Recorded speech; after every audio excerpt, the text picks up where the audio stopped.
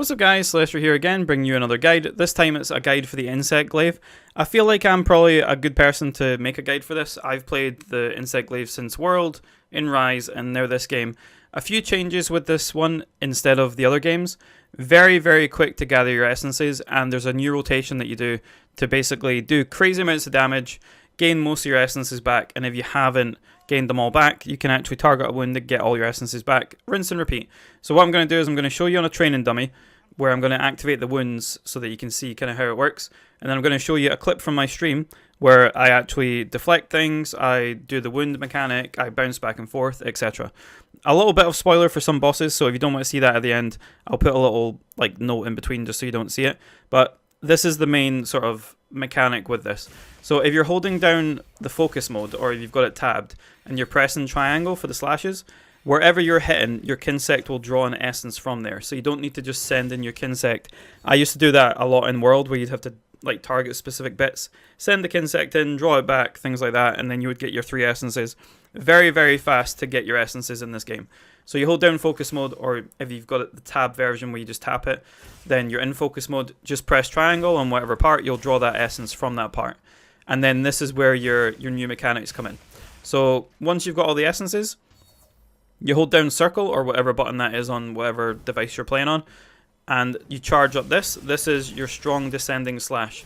This can actually be used to deflect a monster's attack and knock them down, which is really good. It's specific timing. I've done it a few times, but it takes a bit of practice. And this is the start of your rotation, pretty much. You can do those other bits, but the next part we're going to show you is the part for getting all your essences. So when you charge it up and you're holding focus mode, you can just keep this held down the entire time and just keep pressing circle. After you charge it, so obviously you go in, you do the charge attack, you rise up with L2 and circle, you gain most of your essences back, and then on the way down, if you haven't got them all, you can just use the L2 and R1 attack on a wound, which basically is a focus attack in the air. It'll shoot the monster. If it's a leg, it'll knock them down, whatever. If it's a part, it might break it, and then you can just gain all your essences back just like that. So if you haven't got them all, if it's not a big monster, because the big monsters are the best ones with the Insect Glaive in my opinion, because you do so much damage to them because they're massive, and you make so many wounds, you've got so many things you can hit, and you can bounce back and forth on them a lot. The bounce in this works 4 times before you land on the ground, which is good. When I did the beta and I saw that they removed it, I was a bit sad, because the bounce is one of the key components in this. So if you're bouncing around, you can stop in midair kind of and get a wound as well. So if you make some wounds when you're on the back, one of the good things is as well when you're doing this, and with the Insect Glaive you tend to mount the monster really easily. Just make a wound on the back and the head, or the back and the tail, because you can make 2 wounds. Knock them down to the ground. If you haven't got all your essences, you can just do it that way. So if you don't want to gather them the normal way, you can do it through wounds just like that, but pretty much the rotation is you get your essences, you do your charge attack, you rise up, you gather all the essences. If you haven't gathered them all by the time you're flying back down to the ground, target a wound with L2 and R1 and you'll pop that wound and gather them all anyway, and then rinse and repeat.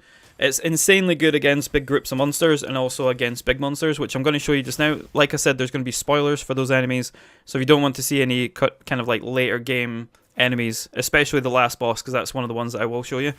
This is a clip from my stream, so it's going to be a little bit lower quality, but hopefully this will show you kind of how broken the Insect Glaive actually is. This weapon is insane.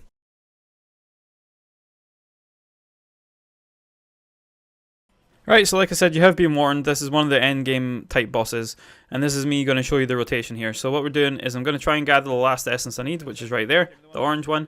Going to jump up, spin for a second, and then I'm going to charge the attack while I'm in the air, and then I'm going to do it while I'm on the ground, rise back up, which will break a ton of stuff.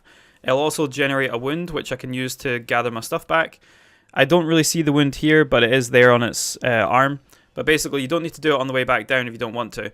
And you can also mount the monsters really effectively with the Insect Glaive, and that's one of the best things about it, because you can create even more wounds on the head, or the tail, or the back, or whatever parts they have, and that just gives you more opportunity to gather more essences, do the same rotation.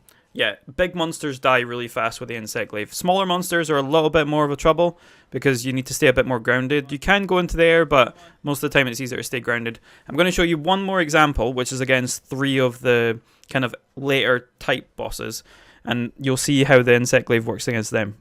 So this part here is quite frustrating because it's like one of those areas where you need to defeat these things separately usually, where you are supposed to have dung pods on you and you're supposed to move them away from each other and fight them one at a time.